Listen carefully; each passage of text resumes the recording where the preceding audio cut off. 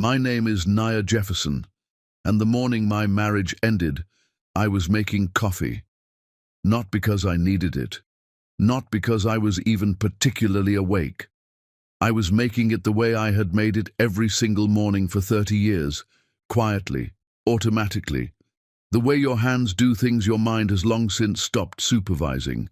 The good coffee, the dark roast that Mark preferred, because it was our anniversary, and I had been planning that morning for weeks, and the coffee was part of the plan. Hello, my beautiful family. Welcome back to your own family channel, Mr. Peter Stories. I missed you so much. Truly, I missed you like I miss my own family. I'm starting again from zero on this new channel, and I need your full support. Please like, share, and subscribe. This means a lot to me. Stay with me till the end, because a beautiful prayer is coming in the next few days. God bless you all. Let's continue this journey together. I had a card on the counter. I had a reservation at Nikolai's Roof in Buckhead, the restaurant where Mark had ordered the wrong thing on our first real date and laughed about it so genuinely that I remember thinking, this man is going to be important to my life. I had my blue dress hanging on the back of the bedroom door. The one he told me 26 years ago in a parking lot after church made my eyes look like they had their own light source. He said that once. 26 years ago, I kept the dress. I poured the coffee into his mug first, the way I always did, and that is when I saw the note. It was folded once and placed on the kitchen counter where I usually leave his keys. My name was on the outside in his handwriting, not the careful handwriting he used for important things, but the fast, dismissive script he used for grocery lists and phone messages that didn't matter. I should have known from the handwriting. I unfolded it and I read it, and my eyes kept sliding off the words the way eyes do when they are refusing to carry something too heavy. I read it in fragments, in pieces that my brain processed one at a time because taking it all in at once was not something I was capable of at 6:30 in the morning with coffee going cold in my hand. Unhappy for years. You let yourself go. You have nothing left to offer. I am not doing this anymore. I was still reading it when I heard his footsteps on the stairs. Mark Barrett walked into my kitchen, the kitchen I had painted myself the summer Damon left for college, a warm terracotta color I had chosen from a magazine and that Mark said at the time was too bold, and he was pulling a suitcase behind him. Not a weekend bag, not an overnight case. The large suitcase. The one we purchased for the trip to Jamaica we never took because his consulting firm needed him that week, and I said it was fine, and I meant it, I genuinely meant it at the time, because that is the kind of woman I was for 30 years, the kind who meant it. He looked at me the way you look at furniture you have grown tired of, not with anger, not even with discomfort, with the flat, settled expression of a man who has already moved past a decision and is simply completing the final administrative steps of it. I left you a note, he said. I read it, I said. I do not know why I was so calm. I think my body did not yet believe what was happening. I think there is a mercy in that. A few seconds of blessed numbness before reality lands its full weight on you. I've been unhappy for a long time, Nia. This isn't working. It hasn't worked for years, and we both know it. He said this with the measured, reasonable tone of a man presenting a business case, as if he were in a conference room, as if I were a client being let go. I don't know it, I said. I don't know that at all. He set his jaw in the way he always set it when he had decided that a conversation was over and was simply waiting for the other person to catch up. You're useless, Nia. I'm sorry to be direct about it, but you are. You let yourself go years ago. You never pushed yourself, never became anything, never grew. You've been standing in the same place since the day I married you, and I cannot spend the rest of my life standing there with you. He paused. Even Kezia sees it. Your own daughter. I felt that one in a place no other word had reached. Our daughter. Kezia, who I had walked through every difficult thing her life had ever handed her. Kezia, whose name I gave her from a book of names I studied for 6 weeks before she was born, because I wanted something strong, something that meant something. Kezia, who called me every Sunday morning without fail until approximately 8 months ago, when the calls became irregular, and I had told myself it was because she was busy, because life gets busy, because that is what mothers tell themselves. I did not cry. Not in front of him. I want you to understand that. I did not give him the dignity of watching me fall apart in the kitchen he was leaving. I stood at my counter with his coffee growing cold in my hand, and I watched Mark Barrett pull his suitcase through my kitchen, through the hallway where our children's school photographs still hung in matching frames, and out through the front door of our home on Westview Drive in the West End neighborhood of Atlanta, Georgia, where we had lived for 19 years. The door closed with a sound that was far too ordinary for what it was. I stood completely still. I heard his car start in the driveway, the sound of an engine I had been listening to for 3 decades, the particular rumble of it, the way it hesitated for exactly 2 seconds before settling. And I listened to it back out, and I listened to it drive away down Westview Drive, and I listened until I could not hear it anymore. Then my legs bent, and I sat down on the kitchen floor. Not in a chair, not on the step, the floor. The terracotta-colored tile I had chosen from a magazine the summer my youngest child left home, and I had finally, for the first time in years, painted something the color I actually wanted. I sat on that floor, and I cried the kind of cry that has no sound, the kind that lives so far down in your chest that it has no real path out of you. It comes in waves, that kind of crying, and between the waves, you sit in a silence so complete you can hear the refrigerator hum and the birds outside going about their ordinary morning and the distant sound of a neighbor's car, and none of it knows. None of the world outside that kitchen window knows that your life has just been handed back to you in pieces. I cried until the light through the kitchen window changed from the pale gray of early morning to the gold of a proper Atlanta sunrise. I cried until the coffee was completely cold. I cried until I had nothing left to cry with. And then I sat there, just sat there on the floor in the quiet. After a while, I cannot tell you how long, my eyes moved around the kitchen the way eyes do when you are sitting somewhere familiar and suddenly seeing it differently.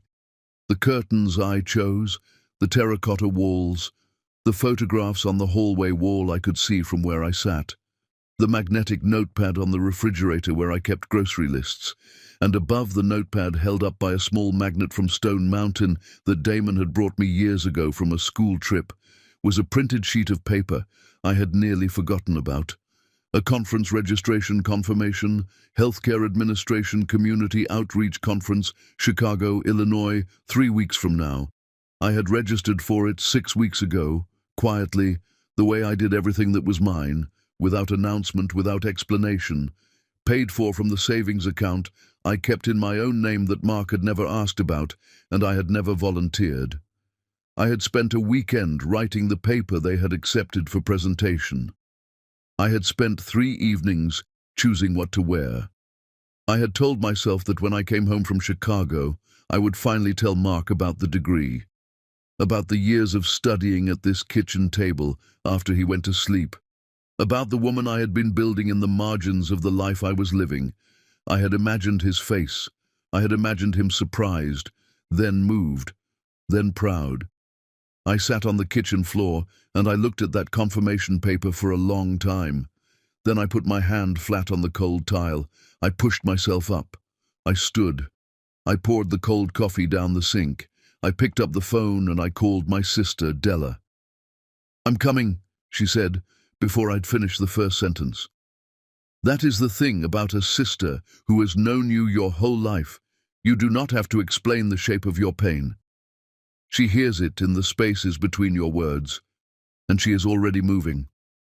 I hung up the phone and I stood in my kitchen on Westview Drive in the West End of Atlanta, and I looked at the confirmation on the refrigerator, and I made myself one decision, the only decision I was capable of making in that moment.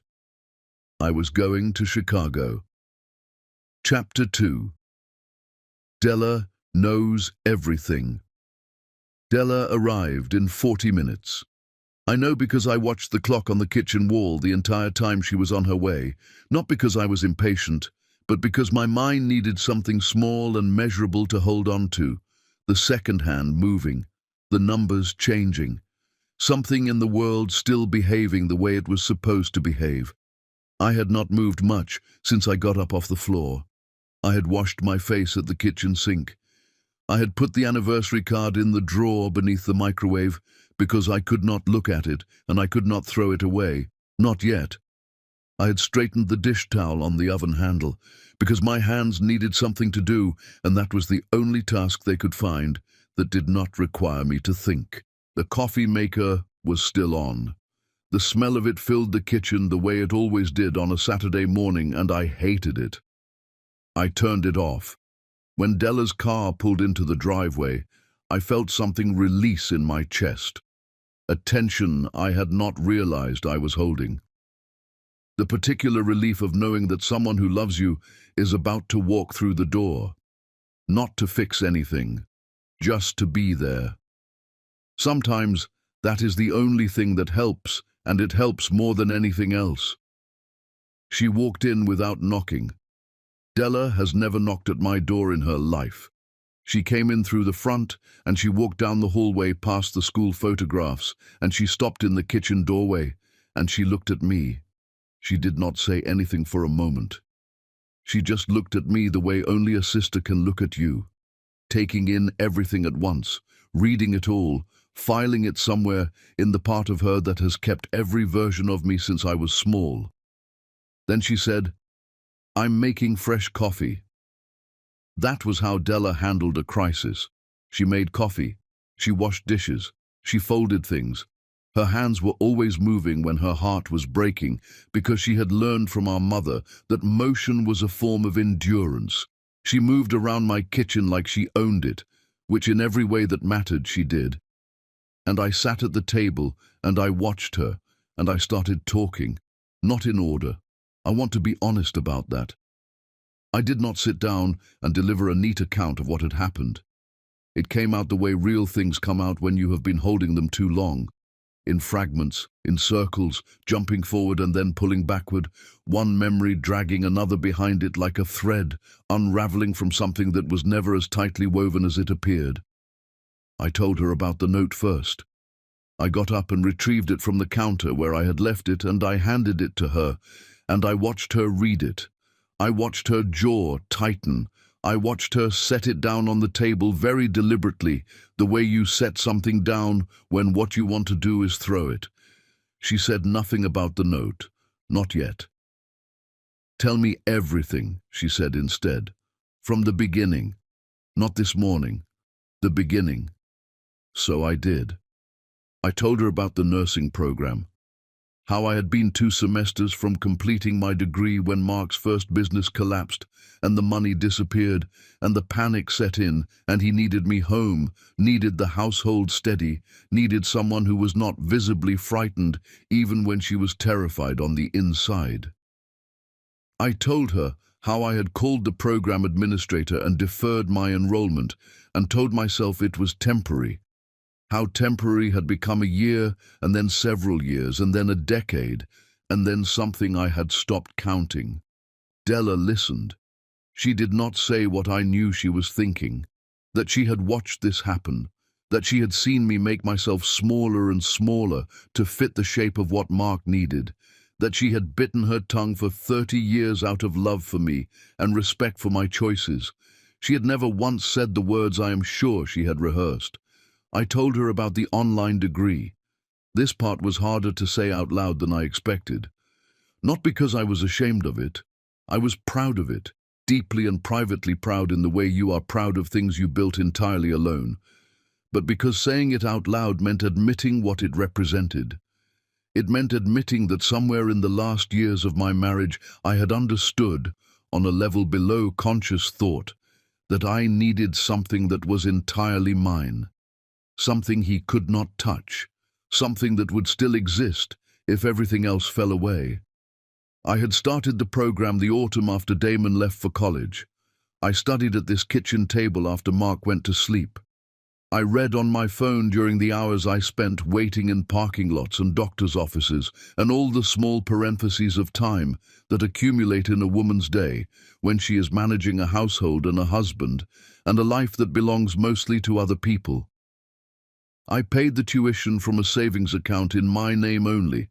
Not hidden, I told myself, simply mine. Simply one thing in my life that I had not folded into the shared account where everything eventually became about his needs and his plans and his comfort. I had finished the degree. I had written the paper that the Chicago conference accepted. I had planned to tell Mark when I came home, to walk through the door with the conference program in my hand and show him what I had built in the margins of the life I was living for him. I had imagined his face. I told Della that. I had genuinely imagined him proud. Della put her hand over mine on the table. She said, "Naya, baby, he didn't leave this morning. He left a long time ago. This morning he just finally picked up his suitcase." I heard that. I heard it go somewhere deep. We sat in silence for a while, the two of us, in the kitchen that smelled like fresh coffee, in the house that was suddenly and completely mine in a way that felt nothing like freedom yet. Then I picked up my phone and I called Damon. He answered on the second ring the way he always did when he saw my name on the screen, immediately, without hesitation, because Damon had always treated a call from his mother as something that warranted his full attention, and I had raised him that way deliberately, and I was grateful for it now in a way I could not articulate. He heard my voice and he knew. Mothers and sons have a frequency that bypasses language, and he was on it immediately. "Mom, what happened?" Not a question, a recognition. I told him. I kept it factual because Damon needed facts before he needed emotion. He had always been that way, processing information first and feeling second, which made him methodical and dependable, and occasionally exasperating. I heard him go very quiet on the other end of the line, the particular quiet of a man containing something large. "I'm coming to Atlanta," he said. "Not yet," I said. "I need a few days first. I need to find my footing before I have people around me." He did not like that. I could hear it in the silence. But he respected it, because I raised him to respect the boundaries of people he loved, even when, especially when, those people were his mother. "Call me every day," he said. "Every single day, Mom. I don't care what time." "I will," I said. "I love you." "I know you do, baby." I hung up, and I sat with that warmth for a moment, before I made the second call. The one I had been putting to the back of my mind since the moment Mark walked out. The one I needed to make, and was dreading in a way that was different from any other dread I had felt that morning. I called Kezia. She answered after 4 rings. Her voice, when she said my name, had a texture to it, a weight, a density that I recognized immediately as guilt. I had heard guilt in voices my entire life. I had heard it in patients when I worked in the clinic, in my children when they were young, in Mark on the rare occasions when he knew he had gone too far. I knew what Kezia's guilt sounded like, and I was hearing it now in the first second before I had said a single word beyond her name. I told her what had happened. I was calm. I was composed in the way that you are composed when you have already spent your tears on a kitchen floor, and what is left in you is something cooler and more durable than grief. She did not sound surprised. The silence that followed was the longest silence I have ever shared with my daughter. It stretched between Atlanta and Charlotte, and it was full of something I was not ready to name. "Kezia," I said quietly, "did you know?" Another silence, smaller this time, but more devastating. "He told me a few months ago that he was thinking about it," she said. "He asked me not to say anything. He said he needed time to figure it out, and he said he didn't want you to be blindsided, but that he needed to handle it his way." I sat very still. "He told me I was useless," I said. He told me that even you agreed with him.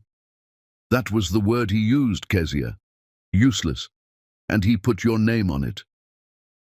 The sound my daughter made then was not quite a word. It was the sound of something cracking. I heard it clearly through the phone from 5 hours away. Mom, I never said that. I never said anything like that, I swear to you. I believe you, I said. And I did. Mark had used our daughter as a weapon, and she had not even known she was being used. Which was its own kind of sorrow. The kind that I would have to sit with for a long time. I said goodbye to Kezia, not coldly, but briefly. I put the phone on the table. Della, who had heard every word of both calls from 4 feet away, reached across the table and put both her hands over mine and held them the way our mother used to hold our hands when we were girls, and something in the world was too large for us. Outside the kitchen window, West End Atlanta was moving through its Saturday morning. Someone was mowing a lawn. A child somewhere was laughing. The neighborhood did not know. The neighborhood was simply being itself, the way it had been since before I was born, and something about that was both lonely and strangely comforting. I looked at the conference confirmation still pinned to the refrigerator. Della, I said, I need you to drive me to the airport in 3 weeks. She looked at where I was looking. She read the paper on the refrigerator. She turned back to me. I'll drive you myself, she said, and I'll walk you to the security line. I nodded. We sat there together in the quiet kitchen, 2 sisters and 2 cups of coffee, while outside the world went on being ordinary, and inside this house something old was ending, and something I did not yet have a name for was, very quietly, beginning. Chapter 3. Chicago doesn't know my name yet. Della drove me to Hartsfield-Jackson on a Tuesday morning, and she did not ask me once if I was sure. She had asked 3 times at home, 3 times over the course of the previous week, in different ways, with different levels of subtlety, and each time I had said yes, with a conviction that decreased slightly with each repetition, until by the 3rd time, I think we both understood that I was saying yes, the way you say yes, when the alternative is sitting in a terracotta-colored kitchen on Westview Drive, waiting for the grief to finish with you. She put my bag in her trunk without ceremony. She drove the way she always drove, with one hand on the wheel and the radio low, and a comfortable silence that required nothing from me. Della had a gift for silence. She never filled it with noise just to fill it, never asked questions just to be asking. She understood that sometimes a person needs to ride through the city they have lived in their whole life and simply look at it going past the window without being required to comment on any of it. Atlanta was beautiful that morning in the way it is beautiful in that particular season. The sky, that specific shade of blue that you only get in the south when the humidity has not yet settled in for the day. The trees along the expressway thick and green, the city skyline sitting on the horizon like something that had always been there and always would be. I had lived in this city my entire life. I had been born at Grady Memorial, raised in West End, married in a church on Gordon Street that has since become something else. Atlanta was in my bones, the way a place gets into your bones when you have never really left it. I wondered, looking at it through Della's passenger window, whether I had stayed too long, whether I had confused permanence with safety, whether there was a version of my life where I had gotten on more planes and seen more skylines and understood earlier that the world was larger than the boundaries of one man's comfort.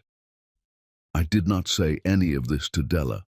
I stored it somewhere and looked at the skyline until it disappeared behind us.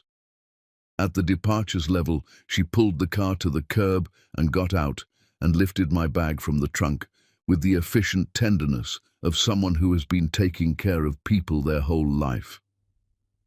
She walked me to the entrance. She stopped at the point where the doors opened automatically and the air conditioning from inside reached us on the curb. She took my hand, not both hands, the way she had at the kitchen table, just one, and she held it for a moment with a pressure that communicated everything she was choosing not to say. Every prayer, every worry, every piece of pride she had in me that she was too practical to perform on a curb at Hartsfield-Jackson. Then she let go.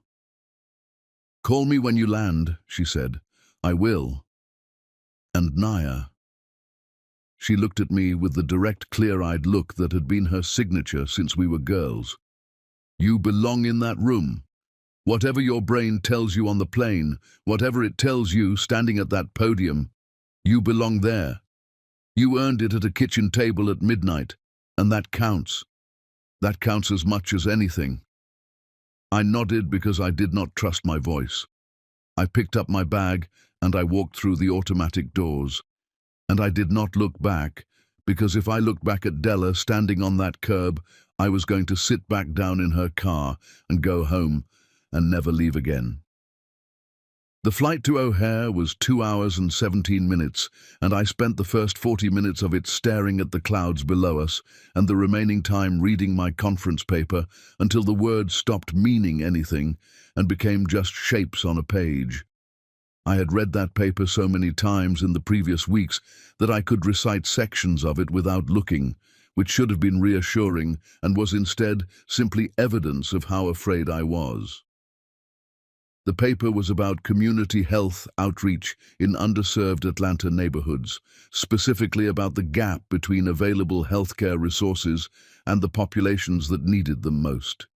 A gap created not by scarcity alone, but by geography, by transportation, by the invisible architecture of a city that had grown around certain people rather than for them. I had written it from years of observation, from knowing the West End, from watching my mother navigate a healthcare system that required more from the people who could afford least. It was good work. I knew it was good work. And I also knew that knowing something is good work, and standing at a podium in front of professionals who have spent their careers in this field and saying so out loud are two entirely different experiences, separated by a distance that confidence alone cannot always cross. Chicago received me with wind. That is the first thing.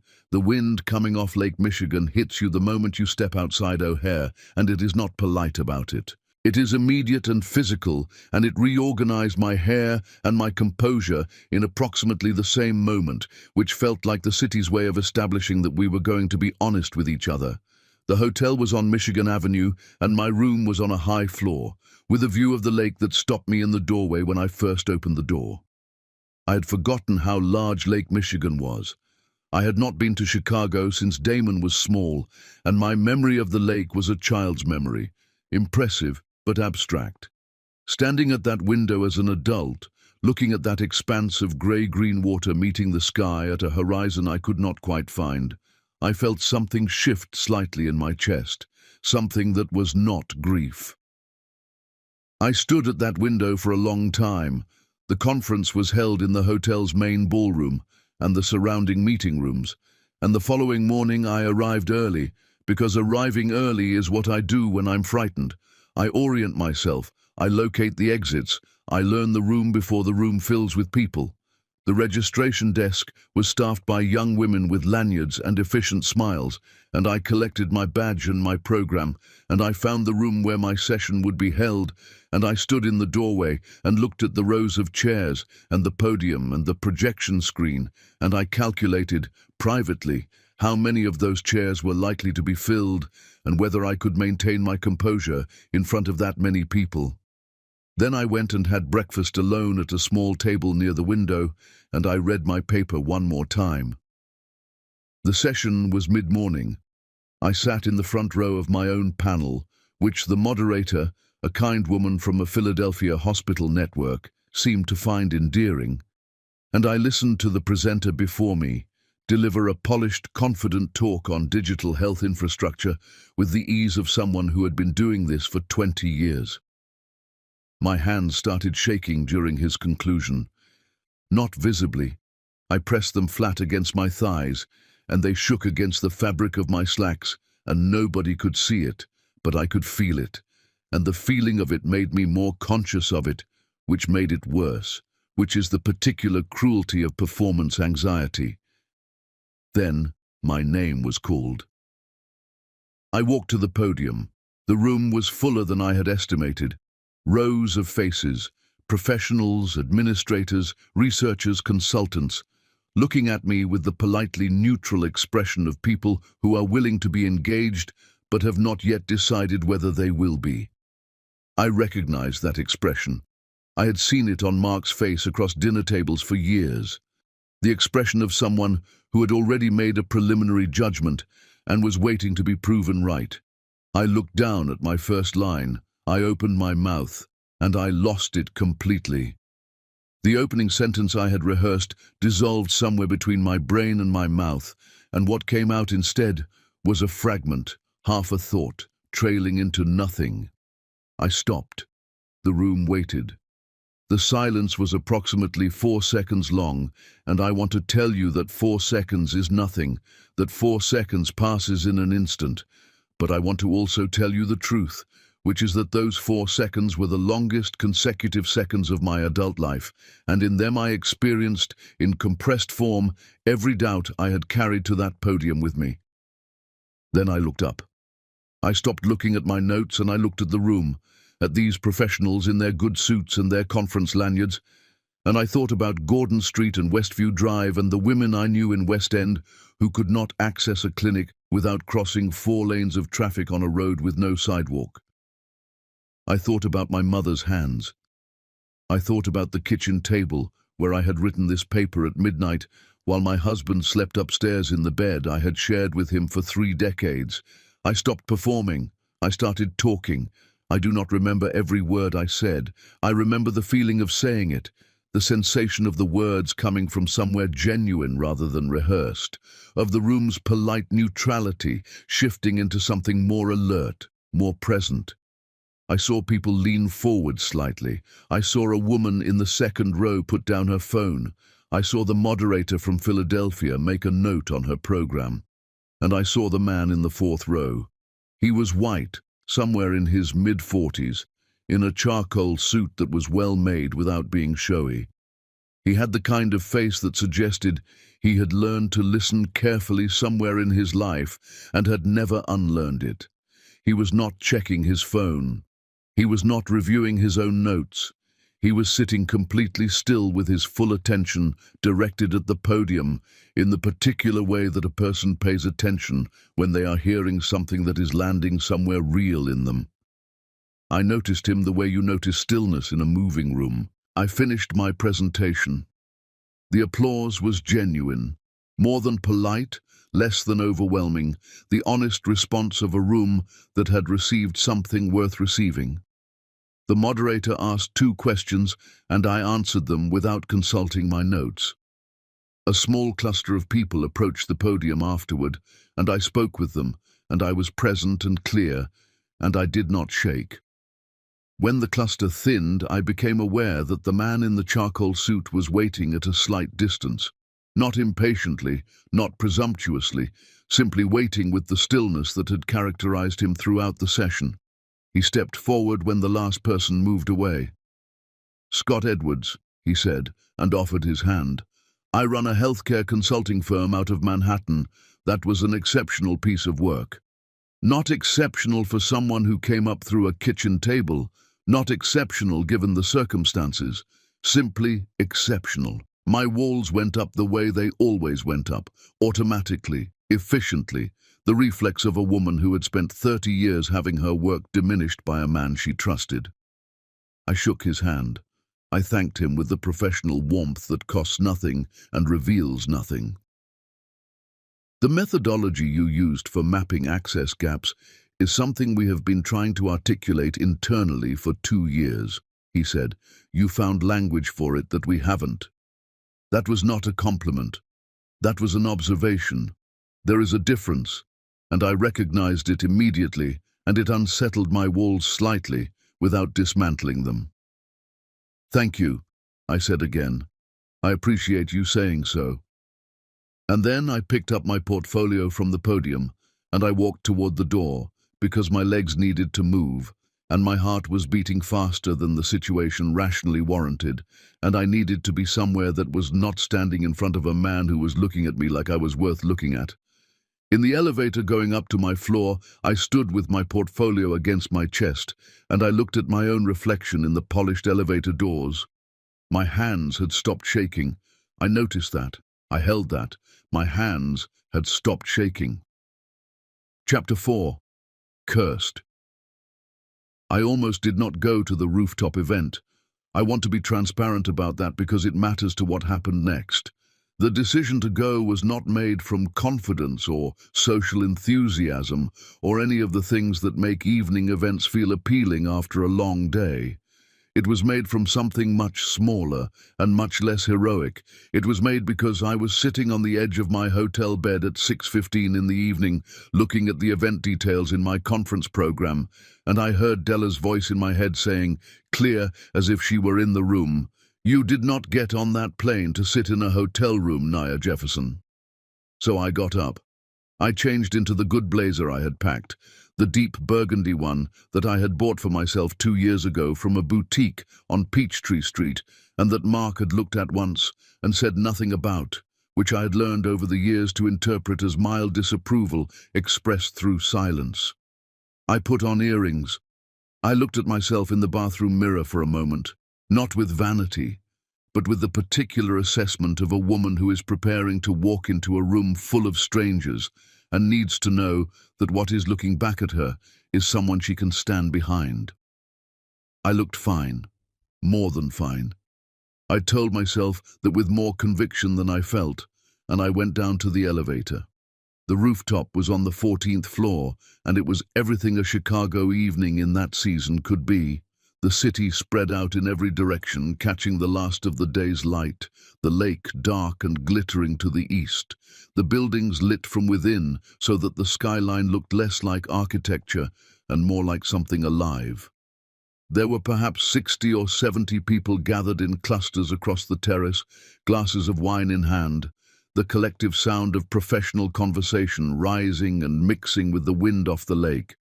I got a glass of sparkling water from the bar.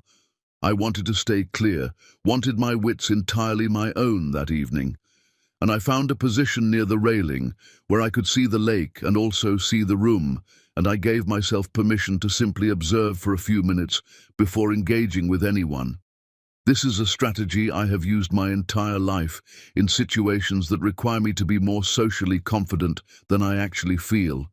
You find a spot, you watch, you identify the people who seem genuine rather than performative. Then you move toward them. I had been there perhaps 10 minutes when the woman from the Philadelphia Hospital Network, the moderator from my session, whose name I had learned was Dr. Renata Morris, found me at the railing and we began talking. She was warm and direct, and she asked intelligent questions about my research methodology, and I found myself relaxing into the conversation in the way you relax when you realize that someone is actually interested and not merely being professionally courteous. We were perhaps 15 minutes into our conversation when I became aware of the man. He was not subtle. That was his particular kind of confidence. Not the confidence that refines itself into elegance, but the confidence that has never been required to refine itself at all, because it has always had enough money and enough social position to move through the world without friction. He was tall, well-dressed, in the expensive but graceless way of a man who has people to advise him on these things, and he had been getting progressively louder with his wine for the better part of the last half hour, in the way that certain men get louder when they want to ensure that every conversation within range understands they are the most significant person present. His name, I would later learn, was Richard Caldwell. He developed commercial real estate. He had built several things in several cities that had generated significant press coverage and significantly less lasting value. He was the kind of man who entered a room and began immediately calculating his position within it. He drifted into the orbit of our conversation the way such men drift, not by being invited, but by simply arriving and assuming the invitation was implied. Dr. Morris was asking me about returning to professional life, and I was answering her honestly. I said that I had spent many years out of formal professional settings, and that returning had required a reconstruction of confidence that was ongoing and imperfect, and nothing like the clean narrative that people sometimes expected. Richard Caldwell heard that. He turned from the adjacent conversation he had been half conducting, and he looked at me with the particular look that I recognized immediately, and that I believe most women of a certain age and a certain life experience recognize immediately. The look of a man who has just identified what he believes to be a vulnerability and is deciding whether to press on it. "Starting over," he said, with a smile that was the shape of a smile without any of the content. "At this stage, that takes a certain kind of optimism, I'll give you that." Dr. Morris went slightly still beside me. The people nearest to us conducted a collective, almost imperceptible adjustment, the subtle reorientation of a group that has registered that something uncomfortable is happening and is deciding whether to intervene or become very interested in their drinks. I looked at Richard Caldwell. I kept my expression entirely composed. "It takes exactly the kind of optimism," I said, "that comes from knowing your own work." He smiled wider. He was not deterred. Men like Richard Caldwell are not deterred by the first response because they have learned, from years of being the loudest person in rooms full of people too polite or too cautious to confront them, that the first response is rarely the last word. "Sure, sure," he said, with the tone of someone humoring a child. "But there's a reality to these things, isn't there? The field moves fast, networks take years to build, and at a certain point," he paused, letting the pause do work, "some women just aren't built for this world without a particular kind of support structure holding them up." Another pause, another smile. "Might be you're just cursed." He said it lightly, almost conversationally, as if it were an observation rather than an assault. The word landed in me the way a cold thing lands, with a shock that radiates outward from the point of impact. Not because I believed it. I want to be precise about that. I did not believe it. Not even in the most frightened corner of myself, not even fresh from a kitchen floor in Atlanta, but because I had heard a version of it that morning from a man who had known me for 30 years, and hearing it again now from a stranger in a city far from home, in a room full of professionals who were watching, felt like the world was conducting an experiment to determine exactly how much a woman could absorb before she stopped standing upright. I was about to respond. I had the words fully formed. I had them arranged and ready, and I want you to know they were good words, precise and unsparing, and delivered in the quiet register that cuts deeper than volume ever does. I was one breath away from saying them. And then Scott Edwards stepped into my peripheral vision. He moved without urgency, without theater. He positioned himself beside me, not in front of me, not between me and Richard Caldwell in the protective stance of a man inserting himself into a woman's confrontation, but beside me, in the way of someone who has simply chosen a location, and that location happens to be here. He looked at Richard Caldwell with an expression of such complete and unhurried calm that it was, in itself, a form of authority. "Richard," he said. The single word carried everything necessary and nothing superfluous. Richard Caldwell's smile recalibrated. The shift was small, but I caught it. The micro-adjustment of a man who has just registered that the person now standing beside this woman is someone whose opinion of him has professional consequences. "Scott," Richard said, slightly less expansive than before. "I heard your pitch this afternoon," Scott said pleasantly. "Third time I've heard that particular pitch, actually. Different city each time, still watching for the results to materialize." He said it with a smile that was warm and genuine and contained within its warmth the absolute precision of a surgical instrument. "Good to see you." Richard Caldwell excused himself. The people nearby returned to their conversations. Dr. Morris exhaled quietly beside me.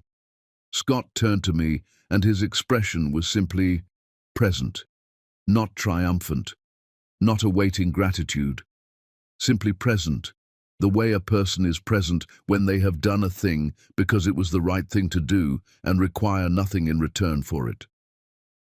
I was about to handle that myself, I said. I know, he said. I could see that. Then why?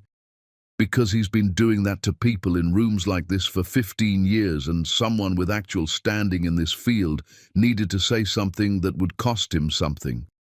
He paused. That's all. I looked at him. Really looked at him. For the first time without the automatic defensive assessment that I had deployed when he approached me after my session, without measuring him against the template of disappointment that 30 years had pressed into me. He looked back without performance, without the slightly elevated self-consciousness of a man who knows he has just done something that could be received as impressive and is waiting to see if it lands that way. That man has never built one thing that outlasted its own press release, Scott said. I'd genuinely consider the source. I was considering it, I said. I had considered it thoroughly. Something moved at the corner of his mouth, not quite a smile, the beginning of one. I don't doubt it, he said. Dr. Morris, who had been a gracious and discreet witness to this entire exchange, quietly touched my arm, said she hoped we would stay in touch, and moved away with the practiced elegance of a woman who understood when two people needed a conversation and was kind enough to provide the space for it. Scott and I stood at the railing with Chicago spread out below us and the lake dark beyond the city's light, and we talked for perhaps 40 minutes about the conference, about the field, about Atlanta and Manhattan, and the different textures of those two cities, and what each of them demanded from the people who lived in them. He was interesting. That is the plainest way I can say it, and also the most accurate. He was genuinely, substantively interesting in the way that people are interesting when they have paid attention to the world they have moved through rather than simply moving through it. I was careful. I maintained a professional warmth that I was proud of, present enough to be courteous, bounded enough to be safe. When the event began to thin, I said goodnight, and I meant it as a conclusion. He said goodnight and did not push, did not suggest an extension of the evening, did not find a reason to delay my departure. He simply said goodnight with the same uncomplicated directness that had characterized everything he had said since he stepped into my peripheral vision. I rode the elevator back to my floor alone. I stood at the window looking at the lake. Something I had not invited and did not know what to do with had lodged itself quietly in my chest and was sitting there with no intention of leaving simply because I had not authorized it. I did not name it. I went to bed. Chapter 5. What Mark Gets. I flew home from Chicago on a Thursday morning, and Atlanta received me the way it always received me, with heat and humidity and the particular smell of the city in that season that I had never been able to describe to anyone who had not grown up here, but that I recognized in my body before my mind caught up with it. Della was waiting at arrivals. She did not ask me how it went. She looked at my face when I came through the doors, and she read whatever was written there. And something was written there. I could feel it. Something that had not been on my face when she left me at the security line 3 days ago. And she nodded once, the small, decisive nod of a woman who has received the information she needed and filed it appropriately. Patricia Hammond, she said as we walked to her car. She's the best divorce attorney in Buckhead. I made you an appointment for Monday. I stopped walking. Della. Naya. She looked at me with the patient, immovable expression she had been deploying on me since we were children. He left. He said what he said. You have a degree, a career beginning, and 30 years of legal entitlement that he has apparently forgotten about. Monday, 10 o'clock. I started walking again. Monday, I said. Patricia Hammond's office was on the 14th floor of a building on Peachtree Road, with a view of Buckhead that suggested her hourly rate was substantial and her results justified it.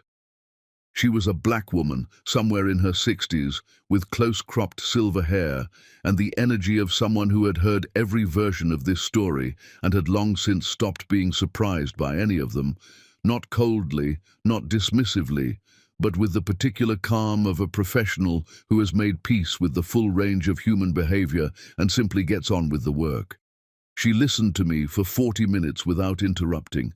She asked questions that were precise and without sentiment, the kind of questions that cut through the emotional architecture of a situation and go directly to its legal skeleton. What was in my name? What was jointly held? What I had contributed financially and practically over the course of the marriage? What documentation existed? I answered everything. I had brought a folder, organized the night before at Della's kitchen table, because preparation is how I manage fear. And I laid it open on her desk, and I watched Patricia Hammond's expression as she reviewed its contents. She looked up after several minutes. "Mrs. Jefferson," she said, "your husband has significantly underestimated your position." I felt something move in my chest that was not quite satisfaction and not quite grief, but lived in the narrow territory between them.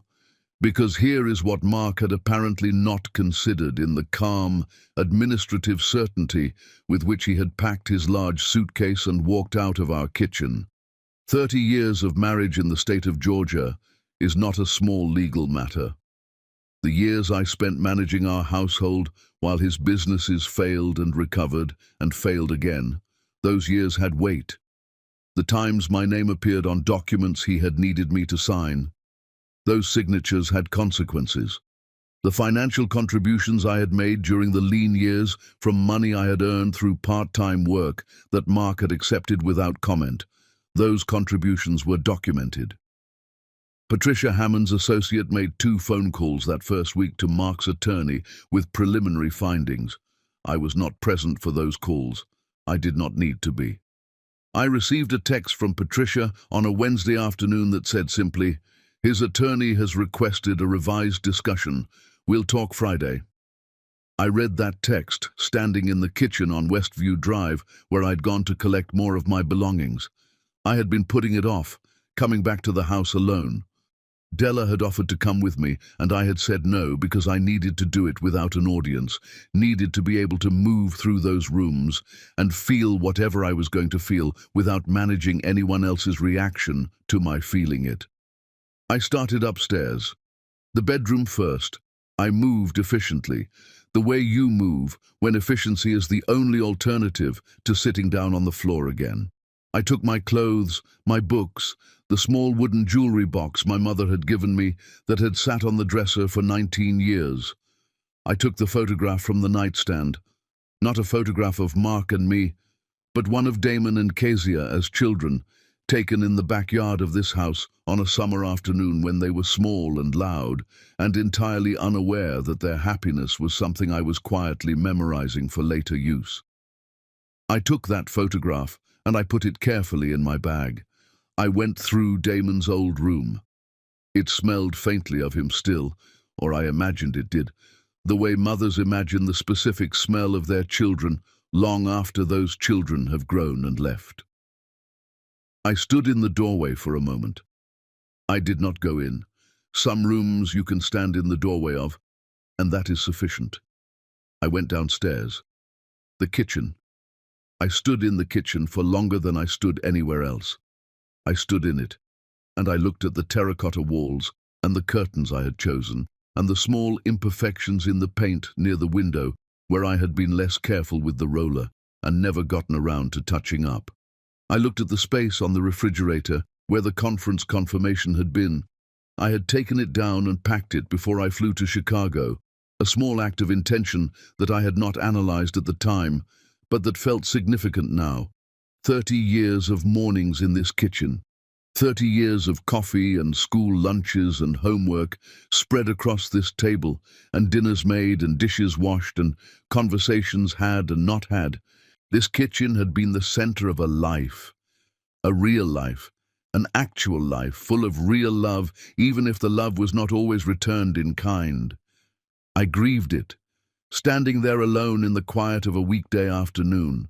I let myself grieve it completely and without apology because the grief was real and the years were real, and pretending otherwise would have been a dishonesty I was no longer willing to practice. Then I picked up my bag. I walked out. I drove through Midtown on my way back to Della's. Not the most direct route, but the route I took anyway. The way you sometimes take the route that will cost you something because some part of you has decided that the cost is necessary. I knew which building. Della had mentioned it with the careful neutrality she used when delivering information she knew would hurt. I drove down the street slowly. His car was in the parking lot. The lights were on in a window on the third floor. The building was modern and clean, and entirely anonymous, and it told me nothing about the life being lived inside it, except that it was a life I was not part of. I sat at the traffic light, and I looked at that lit window. I felt many things simultaneously in the way that human beings feel things when the situation is large enough to contain contradictions. I felt the residue of love, not love for who Mark was now, but love for who he had been at 25, in a church parking lot, telling me my eyes had their own light source. Love for the man who had existed before. Whatever series of quiet decisions had turned him into the man who packed a suitcase on an anniversary morning. I felt anger that was clean and clarifying. I felt something that was almost, not quite, but almost, pity. For a man who had thrown away 30 years for an apartment in Midtown that had no curtains I could see from the street. The light changed. I drove to Della's. 3 weeks later, Damon called me on a Sunday evening. He had heard from Mark. Mark had called wanting to arrange a visit to Houston, wanting to see his grandchildren, wanting, as Damon described it with the measured restraint of a man being very careful with his words, to begin rebuilding some kind of connection. "What did you say?" I asked. Damon was quiet for a moment. I said, "Dad, I love you." And I said, "Not right now." 4 words. Quiet, definitive, delivered without drama or extended explanation. The particular sentence of a son who has watched his mother sit on a kitchen floor and has drawn his own conclusions about what that requires of him. I asked Damon not to close the door permanently, not because Mark deserved an open door. That was not the point. The point was that Damon deserved a father, imperfect and accountable, if Mark was willing to become that. The relationship between a father and a son belonged to the two of them, and I was not willing to let my pain dictate its terms. "He's still your father," I said. "Whatever he did to me is between him and me. What he is to you is yours to decide." Damon said, "How did you get to be this way?" "What way?" "This fair, after everything." I thought about it honestly. "I don't know that it's fairness," I said. "I think it's just that I'm too tired for anything smaller than the truth. And the truth is that hatred is heavy, and I have enough to carry." After I hung up, I sat in Della's guest room, my room now for the foreseeable future. And I thought about Mark sitting alone in that Midtown apartment with the lights on in the third-floor window. I thought about what it cost him. Not materially, Patricia Hammond was ensuring that the material cost was appropriate and documented. But personally, the cost of losing Damon's immediate presence, the cost of Kezia's guilt and its complications, the cost of having told a woman she was useless and having that woman go to Chicago and stand at a podium and be received as something entirely other than useless. I did not celebrate it. I want to be clear about that. There was no satisfaction in imagining Mark's private accounting of what he had lost. Satisfaction would have required me to make his pain the point, and his pain was not the point. The point was mine. The point was a woman in Della's guest room on a Tuesday evening opening her laptop and reviewing the notes from a consulting conversation that Scott Edwards' firm had been in touch about, a formal invitation sent through the conference organizers for a professional discussion about community health methodology. I read the invitation 3 times. Then I opened a new document and I began to prepare. Chapter 6. New York sees me different. The invitation from Scott's firm came through the conference organizers on a Tuesday afternoon, and I read it twice before I believed it was real. Not because it was implausible. I understood intellectually that my paper had been received well, that the conversation on the Chicago rooftop had established a professional connection, that these things sometimes led to formal consultations. I understood all of that in the organized, rational part of my mind that had been running my life's practical operations for decades. The part of me that had been sitting on a kitchen floor not very long ago did not find it quite so straightforward. I called Della. "New York," I said. "New York," she repeated, in the tone of someone confirming a flight destination. "They want me to come to Manhattan for a consulting discussion. Scott Edwards's firm. It came through the conference organizers. It's entirely legitimate. It has nothing to do with—" I stopped. "With the man who stood next to you at the rooftop event," Della said, with the precision of a woman who had been paying close attention to every word I had said about Chicago and filing it in an organized and retrievable location in her mind. "It's professional," I said. "Entirely professional." "Of course it is," Della said, in a tone that communicated that she had additional thoughts on the subject that she was choosing, with great discipline not to voice. I almost declined the invitation anyway. I sat with it for 2 days, the invitation open in a tab on my laptop that I returned to periodically, reading it again, as if one more reading would resolve the ambivalence I was carrying. The ambivalence was not about the professional opportunity. The opportunity was clear and real and exactly the kind of thing that the degree and the paper and the conference had been building toward. The ambivalence was about something more complicated, about walking into a room in Manhattan where Scott Edwards would be present and doing so with the full knowledge of what had happened on that rooftop and what had lodged itself in my chest afterward that I had still not fully dislodged. On the 3rd morning, I thought about the kitchen floor. I accepted the invitation. I had never been to New York as an adult.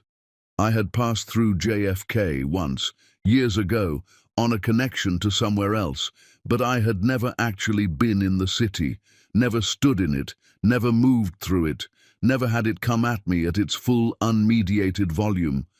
I did not know what to expect, and I prepared inadequately for what I got. JFK received me with controlled chaos, the particular organized pandemonium of one of the world's largest airports operating at full capacity on a Wednesday morning.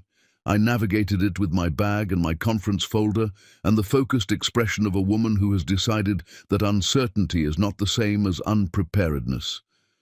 The taxi to Manhattan crossed the bridge and then the city simply appeared. There is no gradual introduction to New York. There is no gentle acclimation. One moment you are not in it, and the next moment you entirely are.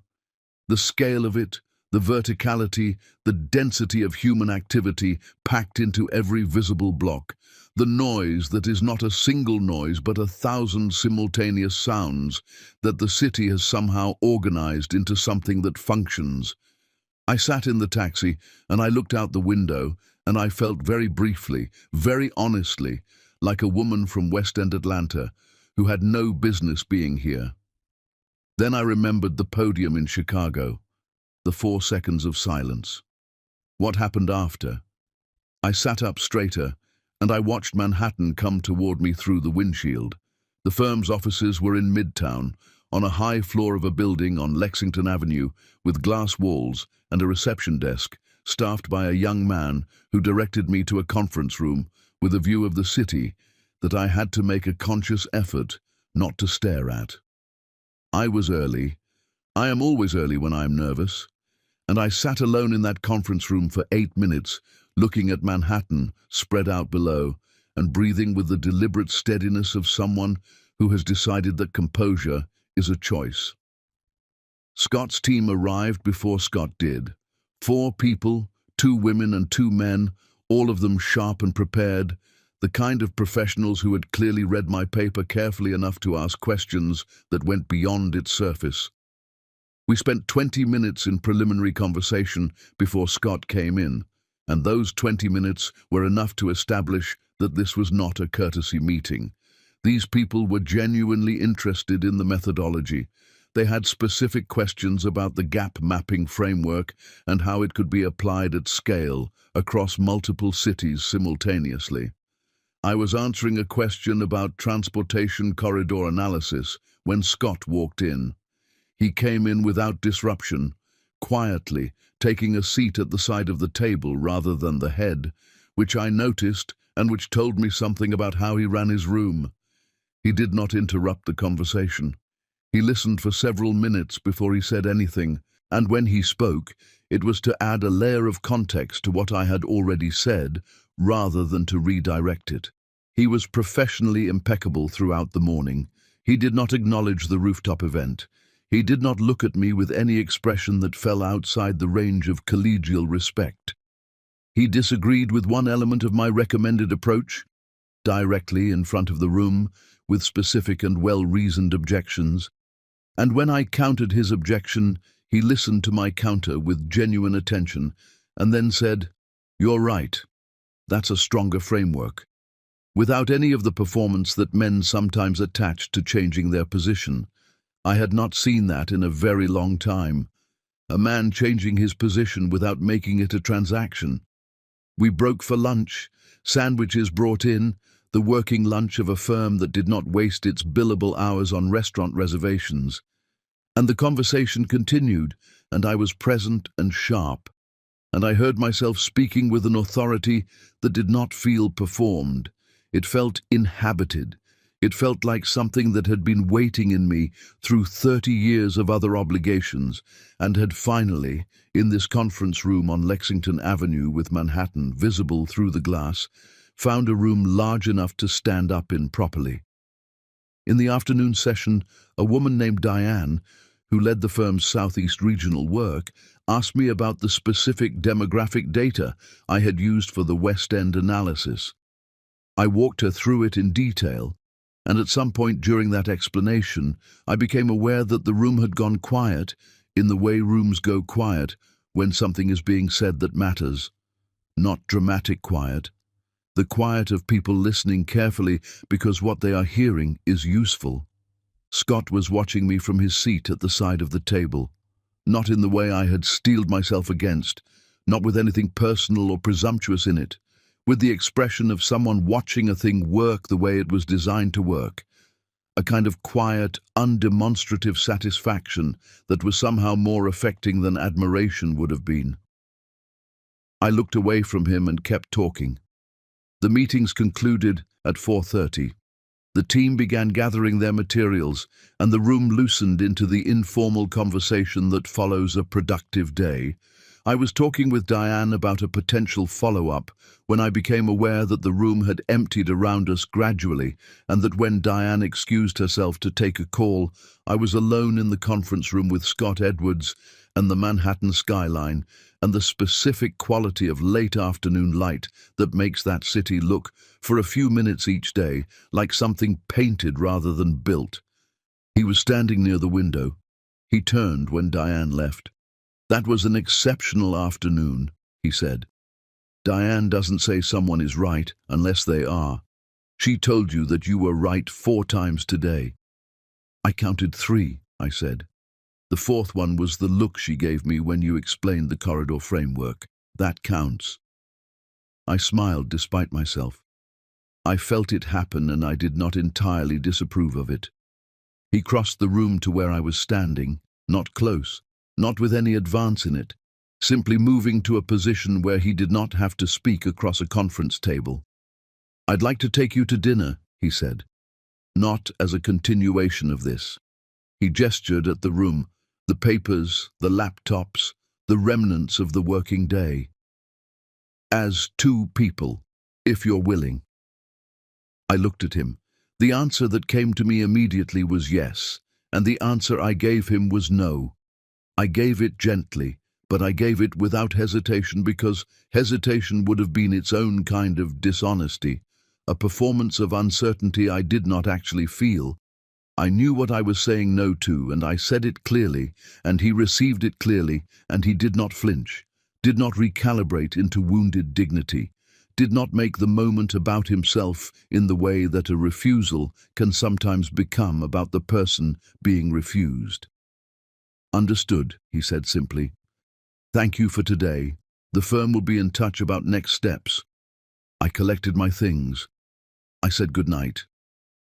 I walked to the elevator, and I rode it down to the lobby, and I walked out onto Lexington Avenue, where the city was moving at its full evening velocity around me. I found my hotel 3 blocks north, and I went up to my room, and I stood at the window.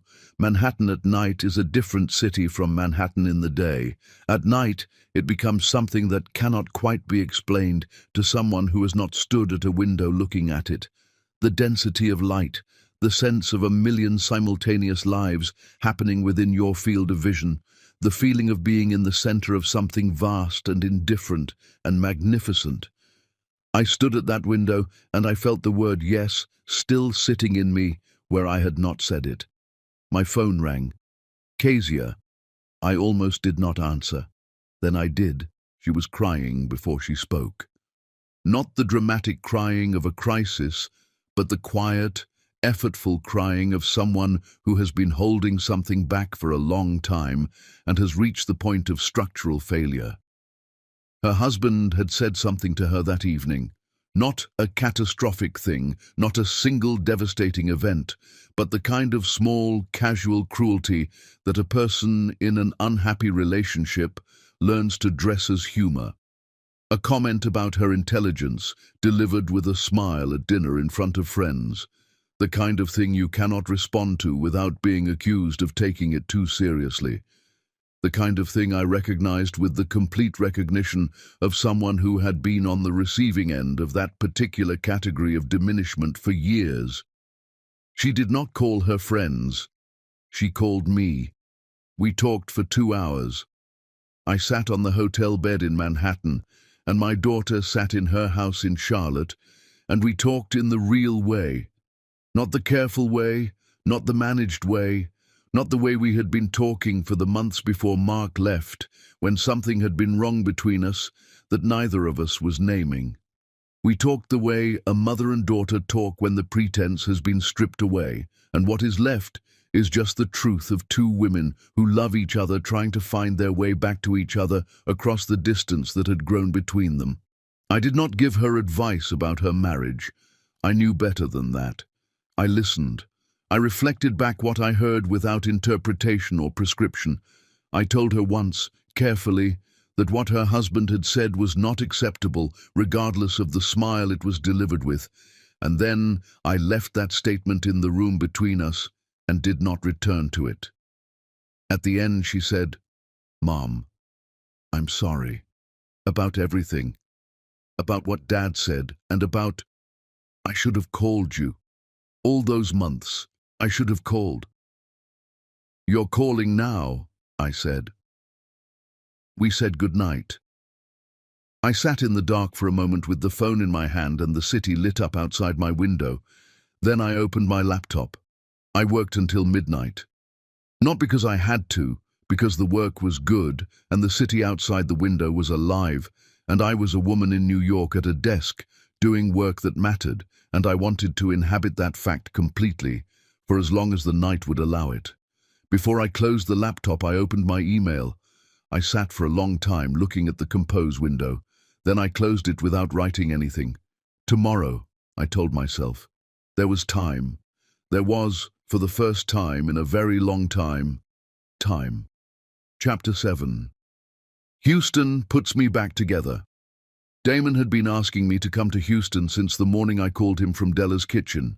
He had asked carefully, the way he asked for things he wanted badly, not with pressure, not with the kind of repeated requesting that becomes its own form of insistence, but with a steady, patient availability that communicated that the invitation was permanent and the welcome was unconditional, and the only variable was my timing.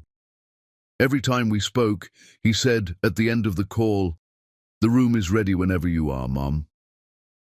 Just that. No elaboration, no guilt attached to it. Damon had always known how to love people without crowding them. I had watched him do it his whole life, and I had recognized it as something he had learned by watching me do it for his father. And that recognition carried a complicated tenderness that I did not always know what to do with. I flew to Houston on a Friday morning 6 weeks after Chicago. He was waiting at the arrivals level when I came through the doors, standing with his hands in his pockets and his face doing the thing it had always done when he saw me, the thing that started when he was a small boy and had never entirely stopped, this involuntary brightening that he was not fully aware of, and that I had been quietly storing in the part of me that keeps the things too precious to examine too often. He hugged me the way men hug their mothers, when they have been frightened for them, and the fear has been sitting in them for weeks, and the hug is the first opportunity to put it somewhere outside themselves, long and without any hurry to end it. "You look good," he said, when he stepped back and looked at me. "I look tired," I said. "You look good and tired," he said. "That's different from just tired." Renee was at the house when we arrived. Damon's wife, a tall woman from Beaumont, with a generous laugh and the practical warmth of someone who had grown up in a large family and understood instinctively that the way you made a person feel at home was not by making a production of welcoming them, but simply by behaving as though they had always been there. She hugged me and said dinner was almost ready, and handed me a glass of sweet tea and pointed me toward the back porch where the children were, and that was the entire welcome. And it was exactly right. Their children, a girl and a boy, both of them at ages that require constant motion and generate constant noise, descended on me the moment I appeared on the porch with the uninhibited physical enthusiasm of small people who have not yet learned that adults sometimes need to be approached gradually. I was hugged around the knees. I was pulled by the hand. I was presented immediately with a drawing that I was expected to admire, and did admire genuinely, because it was the kind of drawing that a child makes when they are drawing with their whole self, and the result is alive in the way that only completely unself-conscious things are alive. I sat on the porch steps in the Houston evening, and I let them climb on me, and I breathed. Houston in that season was warm and flat and wide, in the way that Texas cities are wide, built without the vertical ambitions of New York or even Atlanta, spreading outward instead of upward, the sky enormous above it in a way that felt, after the density of Manhattan, like an exhale. Damon's neighborhood was quiet residential streets and mature trees and the sound of lawn sprinklers in the evening, and children on bicycles and all the textures of an ordinary American life being lived at a comfortable and unhurried pace. I needed ordinary. I had not understood how much I needed ordinary until I was sitting on those porch steps with a child's weight against my side and the smell of Renee's cooking coming through the screen door and the sky going slowly pink above the Houston rooftops. The week had a rhythm that settled over me by the second day, like something I had forgotten I was allowed to have. Mornings were the children's mornings. Breakfast chaos, school preparations, the particular beautiful disorder of a household that contains small people with strong opinions about their own sock choices. After the school run, Damon and I would sit on the porch with coffee and talk, or not talk, in the easy alternation of people who have known each other long enough that silence requires no justification. He did not bring up his father until the third day. When he did, it was straightforward and without dramatics. He told me that Mark had called again, that the conversation had been brief, that Damon had told him he needed more time before he was ready for a visit. He told me this as information, not as a request for my response to it. "How do you feel about him?" I asked. Honestly. He was quiet for a moment, the way he was always quiet when he was constructing an honest answer rather than a comfortable one. "Angry," he said. "Sad, confused, because he was a good father in a lot of ways when we were small, and I can hold both of those things, but it's not comfortable holding them both." "No," I said, "it isn't." "How do you hold it?" I thought about that. About Mark in the church parking lot, and Mark with the suitcase, and all the years between those two images that contained both the love and its erosion. One at a time, I said. I don't try to hold them both at once. I pick one up, look at it, put it down, then pick up the other one. Damon nodded slowly. That's a good system. I invented it 3 weeks ago, I said. Don't know yet if it works long term. He laughed. It was the first time I had made my son genuinely laugh since before Mark left, and the sound of it did something restorative in me that I could feel physically. Renee was generous with me in the way of a woman who understands that her mother-in-law is going through something that requires space rather than advice. She included me in the household without making me a project. She asked my opinion on things, small things, domestic things, and received my answers as though they mattered, and the cumulative effect of being asked and listened to in small ways over the course of several days was more healing than any single significant conversation could have been. I pushed the children on the backyard swing until my arms were tired. I read the same picture book 4 consecutive times one evening without complaint, because the youngest wanted it 4 times, and 4 times was what it took. I helped with a school project that involved significant quantities of glue and construction paper, and a creative interpretation of what a solar system looks like that I chose not to correct. I slept 8 hours every night. I had not slept 8 consecutive hours since before Mark left. I had not realized how much of my sleep I had been spending on a vigilance I could not name, until the vigilance was no longer necessary, and my body in Damon's guest room in Houston, with the ceiling fan turning slowly overhead, simply released. On the 5th evening, I was sitting alone at Damon's kitchen table after the children were in bed, and Damon and Renee had gone to watch something in the other room, and the house had settled into its nighttime quiet. I had my laptop open. I had been reviewing some notes from the New York meetings, adding to them, thinking through the follow-up questions that Diane had mentioned wanting to discuss. I opened my email. I sat with the compose window open for a while. Then I wrote to Scott Edwards. I gave it a professional subject line. I wrote 2 paragraphs about a methodology question that had genuinely occurred to me. A real question, a substantive one, not a pretext.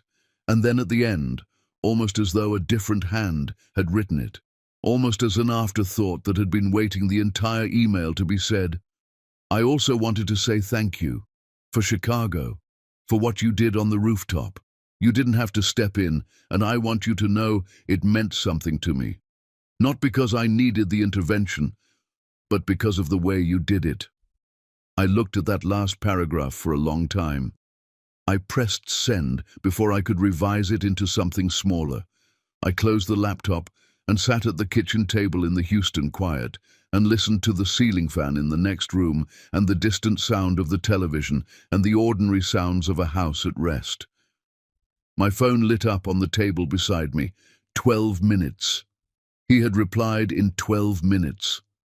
I looked at the notification for a moment without opening it. Then I picked up the phone. His reply was 3 sentences. The first sentence addressed the methodology question directly and usefully, a genuine response, thoughtful and specific. The second sentence said, "You were already handling Richard Caldwell. I just wanted a front row seat." The third sentence said, "New York has better restaurants than one evening could cover. The invitation stands whenever you're ready, if you're ever ready." No pressure attached to either half of that sentence. I read it 3 times. I set the phone face down on the table and sat in the kitchen for a while longer.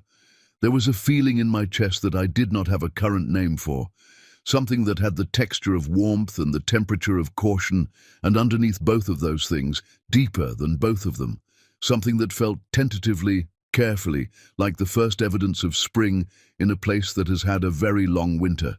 I did not name it.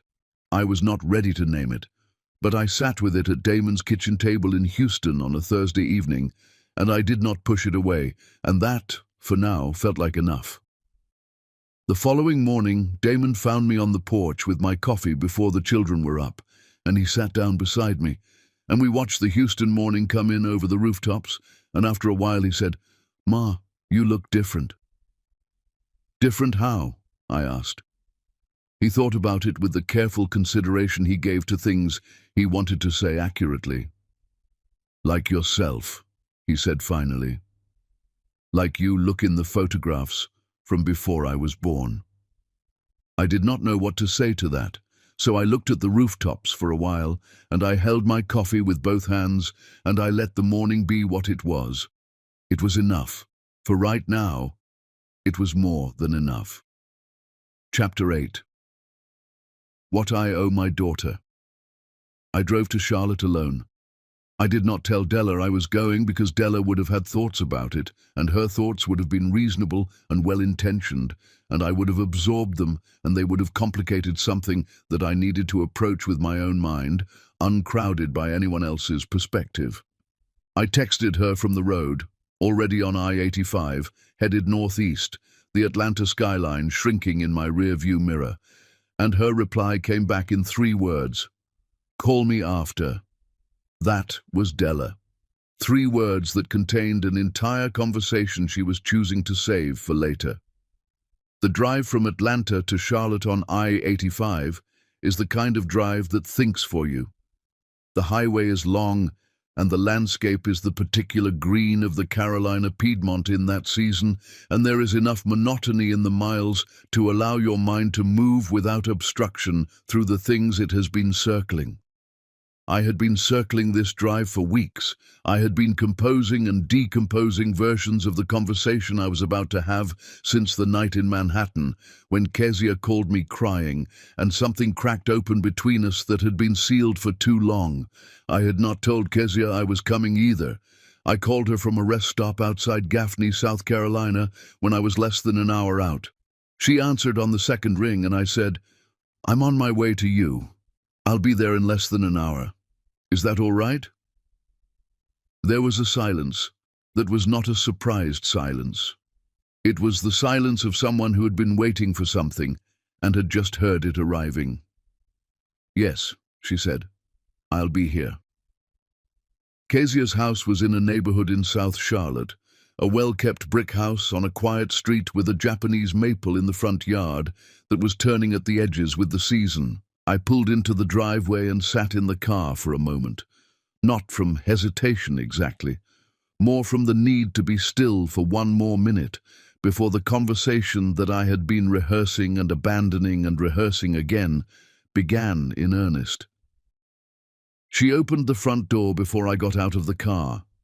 She was standing in the doorway when I walked up the path, and she looked like me. She has always looked like me, which Mark used to say with such pride, and looking at her face in the doorway of her own house, I saw my own eyes looking back at me from my daughter's face, and I felt the complicated fullness of that in a way that I could not have anticipated. We did not hug at the door. We stood for a moment in the doorway, and then she stepped back and I came inside. Her kitchen table. It is always a kitchen table.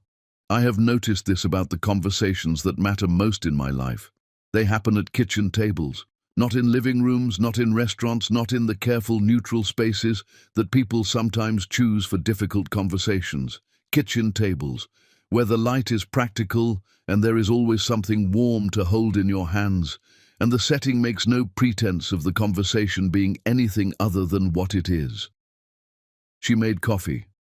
I watched her move around her kitchen, and I saw in her movements the efficiency of them, the way she kept herself occupied while something difficult was being approached, something that looked uncomfortably like me at a younger age, the way I had always kept my hands busy when my heart was full.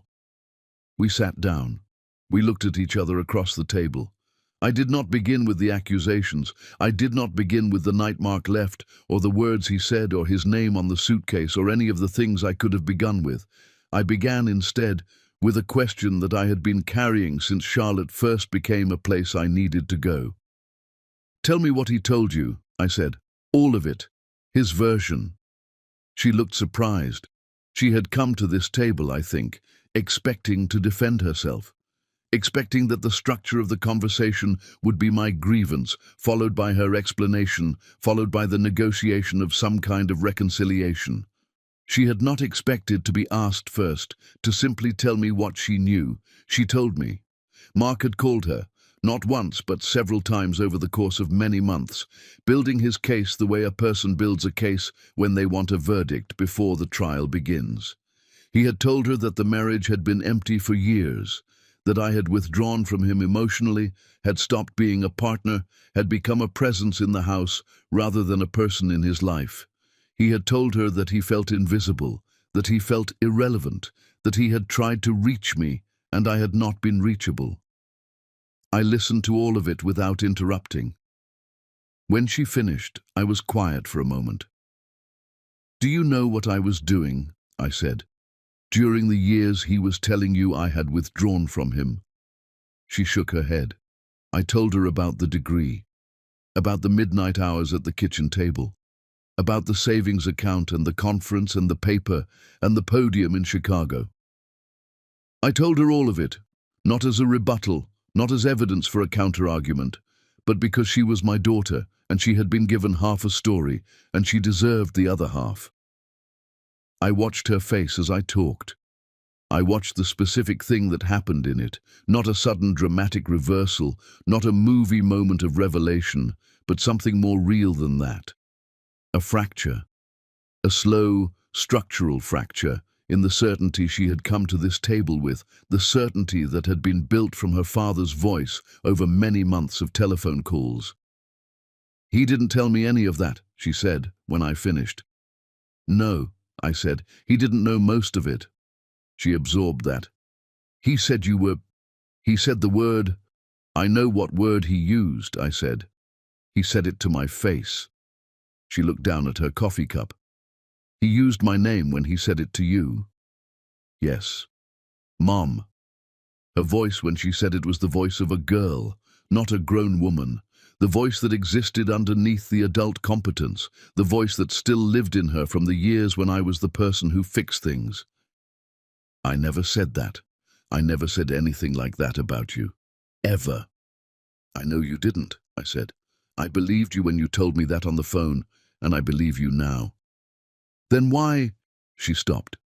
She was trying not to cry, and I recognized the effort because I had made it myself so many times, the physical work of containing something too large for the space you are trying to keep it in.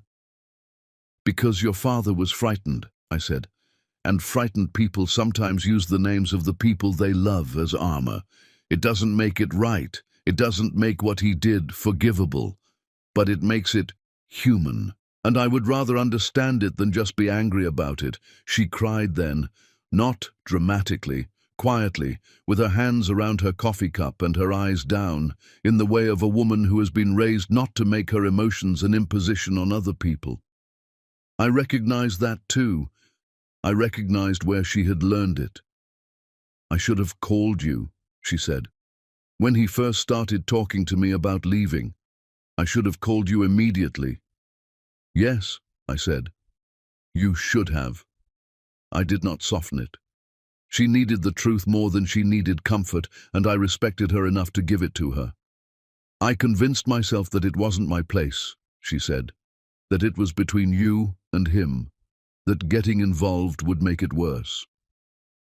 "And that was partly true," I said, "and partly it was easier to believe his version because believing my version would have required you to do something hard. I understand that, Kezia. I'm not telling you I don't understand it." She looked up at me. "Are you angry with me?" I thought about that honestly, the way she deserved to have it thought about. "I was," I said. "For a while I was very angry, but anger at you felt like a luxury I couldn't afford when I was already carrying so much else, and then somewhere between Atlanta and Houston and New York, I put it down." I paused. "Not for you, for me, because I needed my hands free." We sat in silence for a while, not a hostile silence, a working silence, the kind that two people sit in when something large has been moved and they are both recovering from the effort of moving it. Then Kezia said something I was not prepared for. She said, "My marriage is not good, Mom." Not a crisis announced. Not a dramatic disclosure. Just a sentence, delivered with the exhausted directness of someone who has been not saying something for a long time and has finally run out of the energy required to keep not saying it. I set my coffee down. I did not speak immediately. I gave the sentence the space it deserved. "Tell me," I said. And she did. Not everything. She was not ready for everything, and I was not asking for everything. She told me enough. She told me about the comment at dinner that she had called me about in Manhattan, and she told me that it was not the first comment of that kind, and that she had spent considerable energy convincing herself that she was too sensitive, that he was joking, that the accumulation of small things did not add up to a pattern. She told me this with the careful, qualified language of a woman who is beginning to hear herself say something out loud and is simultaneously listening to herself say it and understanding for the first time, in the hearing of it, what it means. I listened. I did not tell her what to do. I will never tell my daughter what to do with her marriage. I know too well what it costs a woman to receive that kind of advice from her mother. The complicated resentment of it, the way it can close a door rather than open one. I listened and I reflected, and once, carefully, I said, "You don't have to decide anything today, but you do deserve to be spoken to with respect in your own home. That is not a high standard. That is a flaw." I left that on the table between us, and I did not return to it. We talked for 3 hours in that kitchen.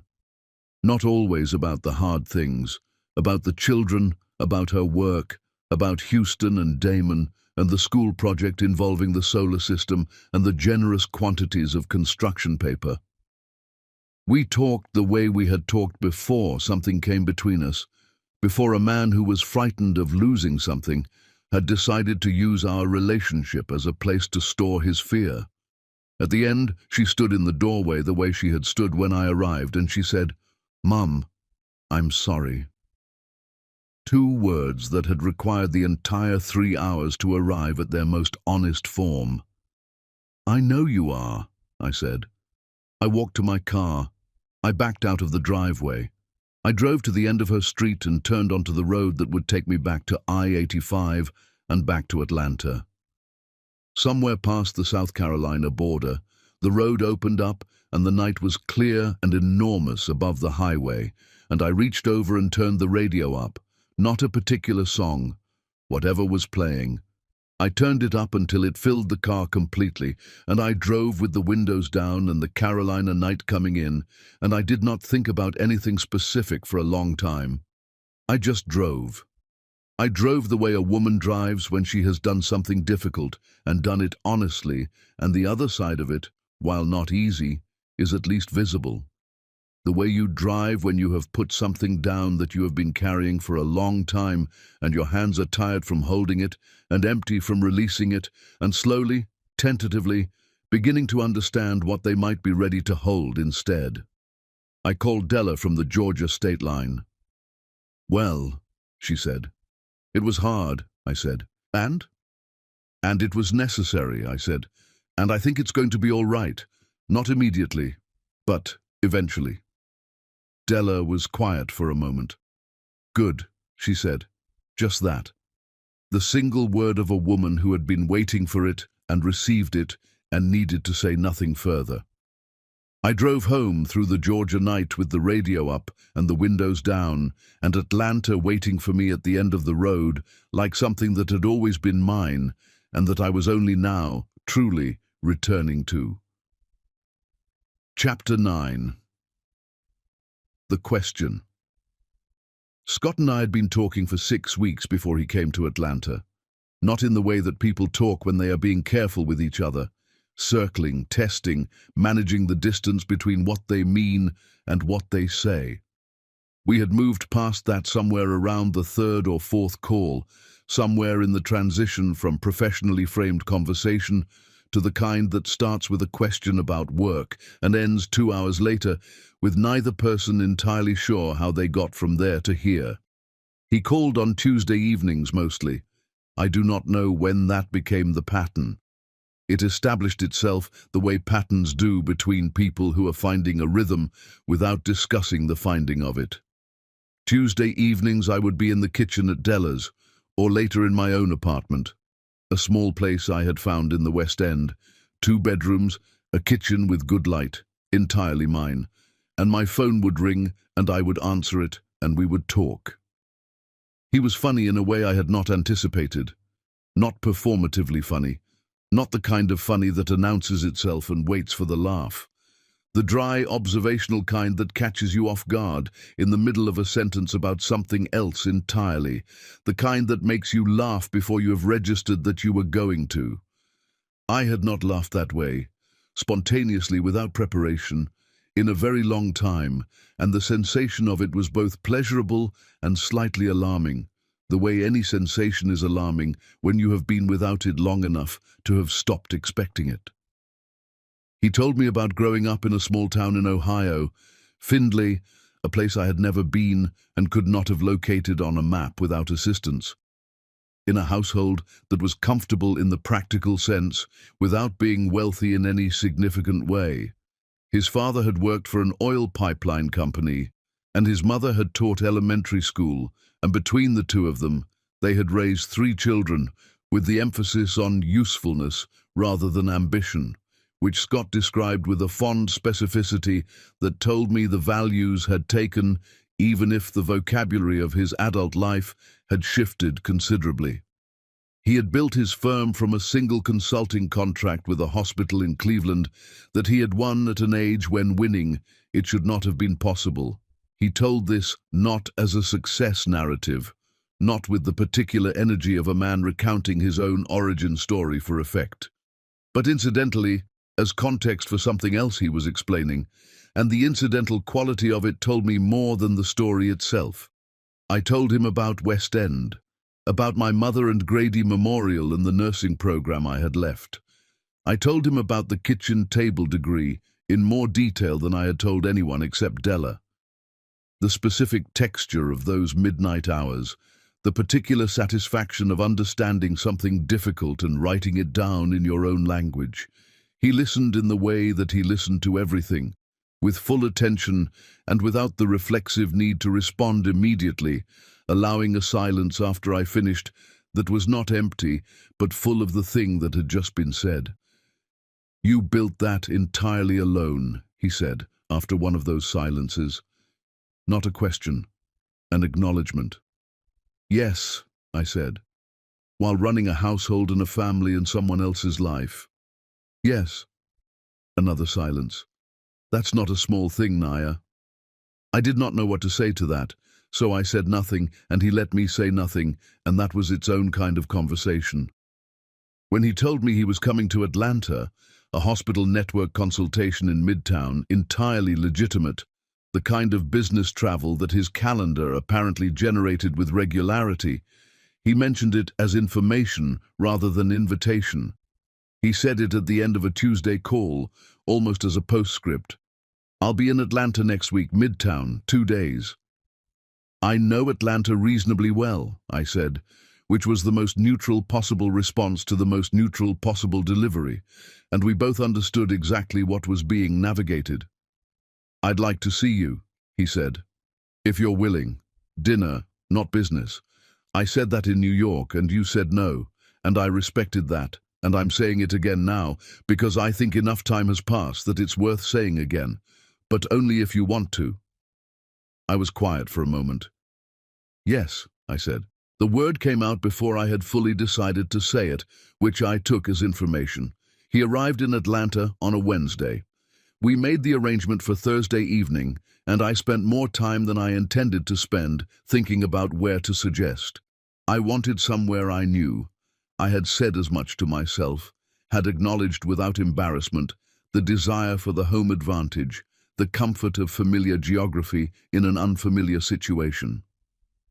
I settled on a restaurant in Inman Park that I had been to several times with Della, A small place with good food and good light, and the kind of room that allowed for genuine conversation without the performance of a special occasion. He arrived before me.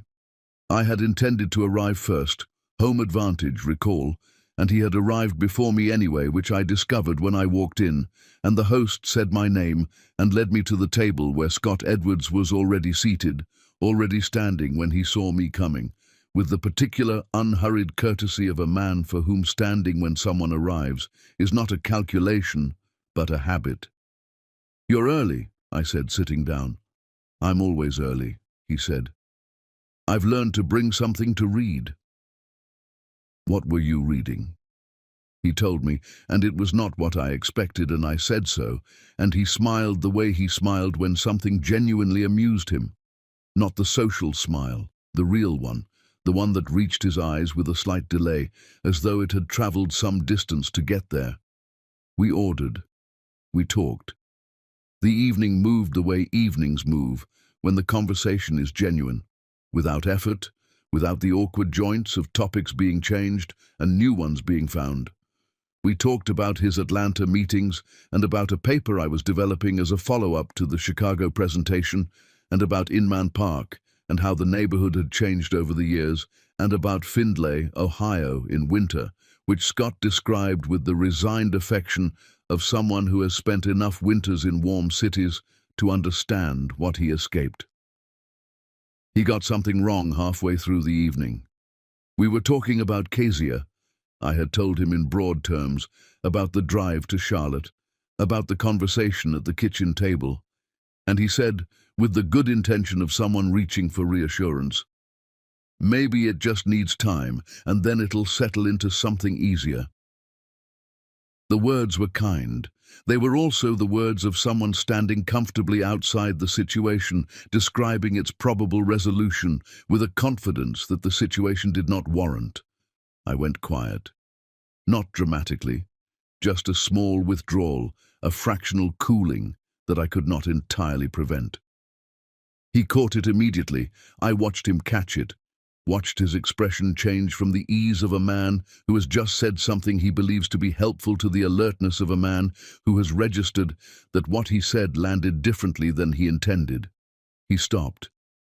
"That was inadequate," he said. "I'm sorry. I was reaching for something comforting, and I reached past the truth of what you actually experienced." I looked at him across the table. "You don't know what that felt like," I said. "From inside it, between a mother and a daughter with 30 years of history and one man's fear in the middle of it." "No," he said, "I don't." He held my gaze steadily. "Tell me, if you want to. I'd rather understand it than have said the wrong thing and moved past it." So I told him. I told him about driving to Charlotte without telling anyone, about sitting in the driveway in front of the Japanese maple, about the kitchen table and the coffee neither of us drank, and the 3 hours of excavating something that had been buried under someone else's version of events. I told him about what Kezia had disclosed about her own marriage, and about choosing not to give advice, and about driving home on I-85 with the windows down and the radio up. He listened to all of it without a single interruption. When I finished, he was quiet for a moment, and then he said, "That was one of the bravest things I've heard someone describe doing." "It didn't feel brave," I said. "It felt necessary." "Most brave things do," he said. We sat with that for a moment.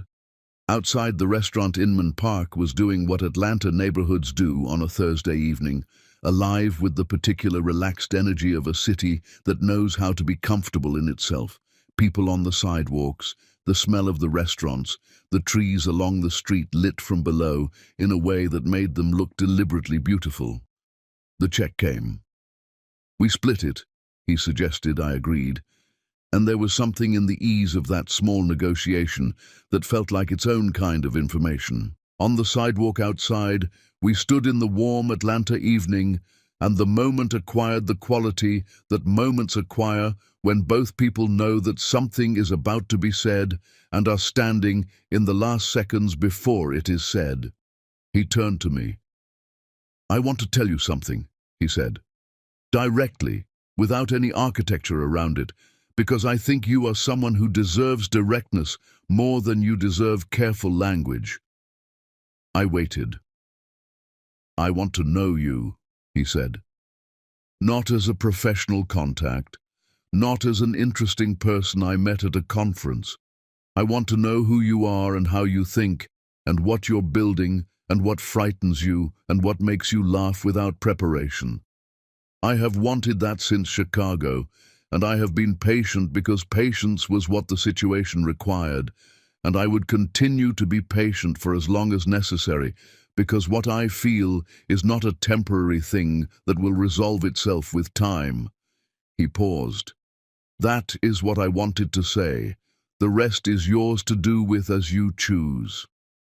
I stood on the sidewalk in Inman Park, and I looked at this man who had stood beside me on a Chicago rooftop and listened to me at a conference table in Manhattan and made me laugh on Tuesday evenings and gotten something wrong at dinner and apologized for it without ego and asked me to tell him the truth and then listened to the truth when I told it, and I told him mine. I gave 30 years to a man who packed a suitcase on our anniversary morning and told me I was worthless, I said. I sat on a kitchen floor. I got on a plane. I stood at a podium with shaking hands. I drove to my daughter in the middle of the night and sat at her kitchen table for 3 hours, and I am still in the middle of becoming something, and I do not know yet the full shape of what it is. I stopped. I don't know if what I feel is real or if it is relief. Relief that someone is looking at me like I am worth looking at. I don't know if I can trust my own judgment about men. I gave my best judgment to one man for 30 years, and he told me it was worthless. I held his gaze. "I'm 54 years old," I said. "I am starting over from the foundation. Most mornings, I am still learning who I am without someone else's name attached to mine, and that is the truth of where I am." He did not argue with any of it. He did not tell me I was wrong to feel what I felt, or that I should trust myself, or that everything was going to be fine. He did not reach for the comfortable thing. He said, "Then take whatever time you need. All of it. Every day of it. I am not going anywhere, Naya. That is not a performance. It is just the truth." I walked to my car. I drove back to my apartment in the West End. My apartment, my kitchen, my curtains that I had chosen, my walls that I had not yet painted but would paint whatever color I chose. And I sat in the chair by the window that looked out over the street I had grown up on. I sat there for a long time. Then I picked up the journal I had started keeping, something I had not done since I was in my 20s, this practice of writing the truth down in a place that belonged only to me. And I opened it to a clean page. I wrote one line. "What if I am worth the risk?" I closed the journal. I sat in my chair in my apartment in West End, Atlanta, with the street outside going quietly about its evening business, and I held that question the way you hold something fragile, with both hands, carefully, giving it the full weight of your attention. I did not answer it that night, but I held it, and holding it felt, for the first time in longer than I could measure, like something that belonged entirely to me. Chapter 10. My name is Naya Jefferson. The community center on Cascade Road had been standing in the West End neighborhood of Atlanta since before I was born. I knew this building the way you know the buildings that frame your childhood, not with the conscious knowledge of someone who has studied them, but with the body knowledge of someone who has walked past them 10,000 times in every season, every mood, every iteration of themselves, from small girl to grown woman. My mother brought me here for summer programs when I was young.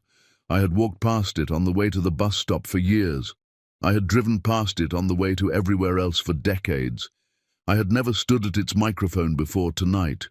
The woman who organized the event, a community health advocate named Gloria, someone I had met through the professional network that had been growing steadily around my work since Chicago, had called me 3 weeks earlier and asked if I would speak, not about healthcare methodology, not about gap mapping frameworks or demographic analysis or any of the technical language that had become the vocabulary of my professional life.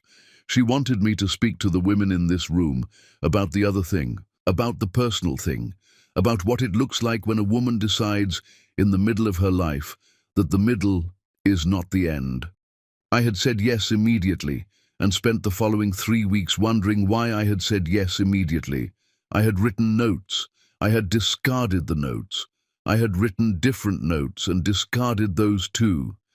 I had stood in my kitchen in the West End apartment the morning of the event, practicing sentences out loud and listening to how they sounded, and abandoning most of them because they sounded like sentences that had been prepared to sound a certain way, rather than sentences that were simply true. In the end, I went without notes. I put on the burgundy blazer, the one I had worn to the Chicago rooftop, the one Mark had looked at once and said nothing about, and I drove the 2 miles to Cascade Road, and I parked, and I sat in my car for 4 minutes, and then I got out. The room was full. I had not anticipated the fullness of it. Gloria had told me to expect a good turnout, and I had translated that into a modest but engaged crowd, and what I walked into instead was a room packed with women, seated in every chair, standing along the back wall, clustered near the door. Women of every age, though the majority of them were in the middle years of their lives and beyond, the years that the world tends to treat as a kind of slow diminishment rather than what they actually are, which is the years when a woman finally knows enough to be dangerous. They were from this neighborhood and neighborhoods like it. They were women who worked double shifts and kept secrets and held families together with their bare hands and organized church fundraisers and raised other people's children alongside their own and showed up for everyone who needed them and asked themselves for very little. I knew them. I was them. I sat in the front row while Gloria made introductions, and I looked at my hands in my lap. Steady, both of them, which I noted with a private gratitude. And I thought about the podium in Chicago, and the 4 seconds of silence, and what had happened when I stopped performing and started talking. I thought about a kitchen floor in Atlanta. I stood up when my name was called. The microphone was slightly too low, and I adjusted it. And that small practical action, the simple adjustment of a microphone stand in a community center on Cascade Road, settled something in me. The ordinariness of it, the reminder that this was a room and a microphone and women who had come out on an evening to hear something true, and that what was required of me was not performance, but honesty. And honesty was something I had been practicing in increasingly demanding circumstances for the better part of a year. I looked at the room. "My name is Nia Jefferson," I said. "I grew up 2 miles from this building. My mother walked past this community center on her way to double shifts at Grady Memorial Hospital for 20 years. I have driven past it 10,000 times in my life, and I have never stood at this microphone before tonight." I paused. "I want to tell you why." I told them about the kitchen floor. I described it exactly, not as a symbol, not as a metaphor for something larger, but as a flaw, the specific terracotta color of the tile, the sound the coffee maker makes when it finishes its cycle, the way the morning light comes through a kitchen window at 6:30 in Atlanta in that season, the particular quality of it, the gold of it, coming through curtains I had chosen for a kitchen. I had painted the color I wanted because my husband was gone, and I could finally do it without commentary. I told them about sitting on that floor and crying the kind of cry that has no sound. I heard the room shift when I said that. Not a sound exactly. A collective internal movement, the almost imperceptible adjustment of many people simultaneously recognizing something they have experienced and never heard, named out loud in a room full of other people. "Some of you know that floor," I said. "Not my floor specifically. Your floor, your kitchen, your bathroom, your car, in a parking lot somewhere, wherever the place was when something ended and your legs stopped working temporarily and you went down.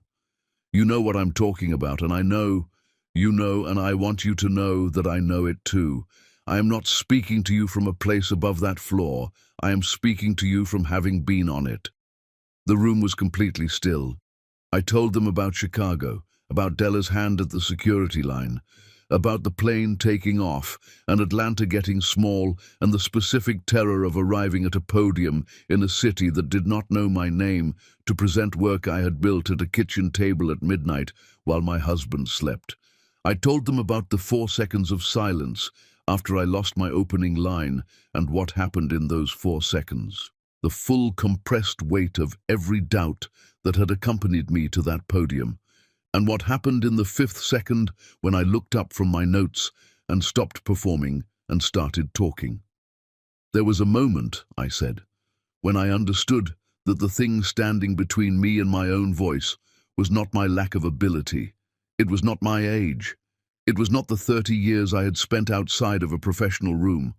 It was the belief, absorbed so gradually over so long, that I had stopped noticing I was carrying it, that my voice was not worth the space it would take up." I let that sit.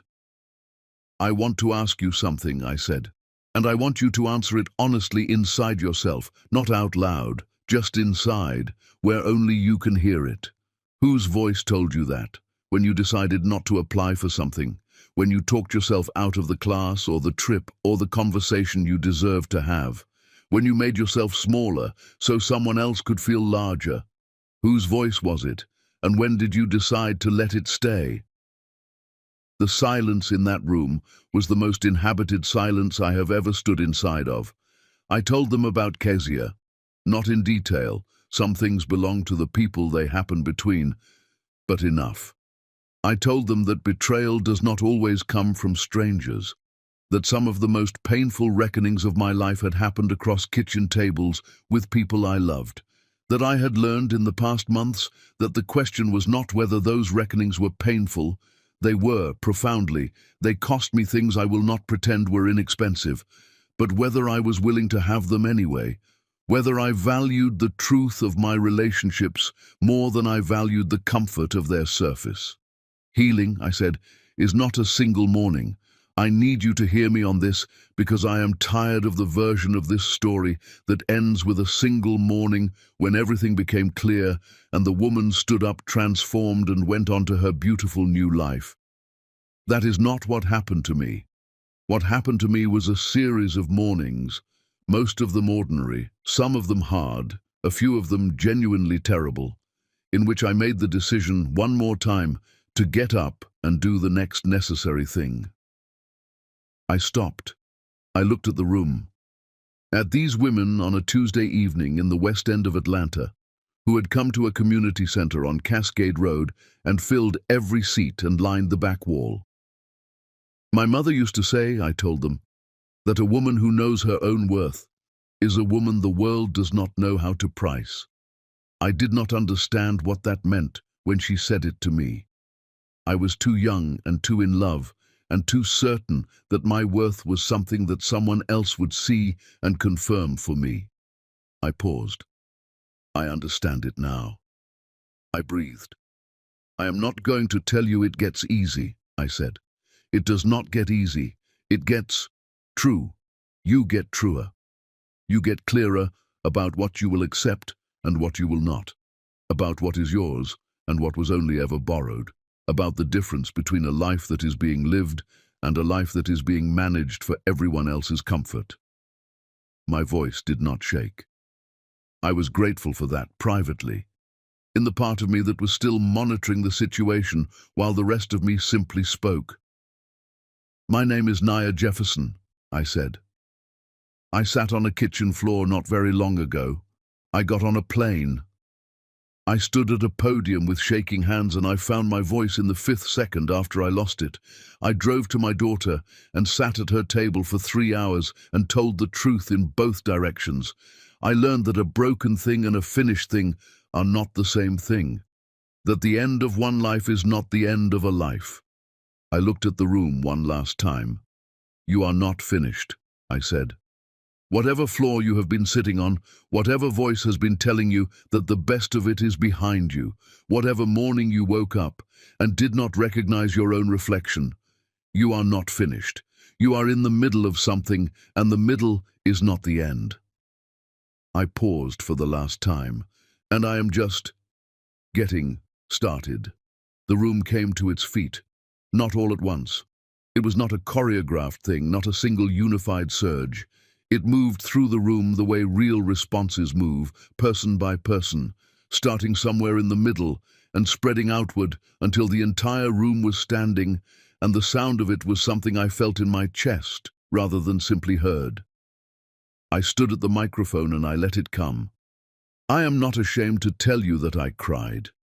Not the soundless, flawed crying of a woman alone in a kitchen on the worst morning of her life. Differently. The crying of a woman standing upright in front of other women who are also standing, which is a different thing entirely, a lighter thing, a thing that does not require the floor. I did not see Scott until I stepped away from the microphone. He was in the back of the room, near the door, in the particular position of someone who arrived after the room was full and found the nearest available space and has been standing there. For how long I did not know, could not know. He was standing among women who did not know his name, and he was not performing anything. He was not arranging his expression for my benefit or constructing a posture that communicated how he felt. He was simply there. His face, when I found it in the room, was the face of a man who had heard something that had moved him and was not trying to manage the evidence of that. His eyes were bright in the way that eyes get bright when a person has been trying not to cry and has mostly succeeded. I had not told him about this event. Della had. I would have thoughts about that later. I would sit Della down and deliver those thoughts with precision, and she would listen with the expression of someone who does not regret what they did, but is willing to hear about it anyway. And by thoughts I mean gratitude, delivered emphatically, the way you deliver gratitude to a sister who has known you your whole life and occasionally knows you better than you know yourself.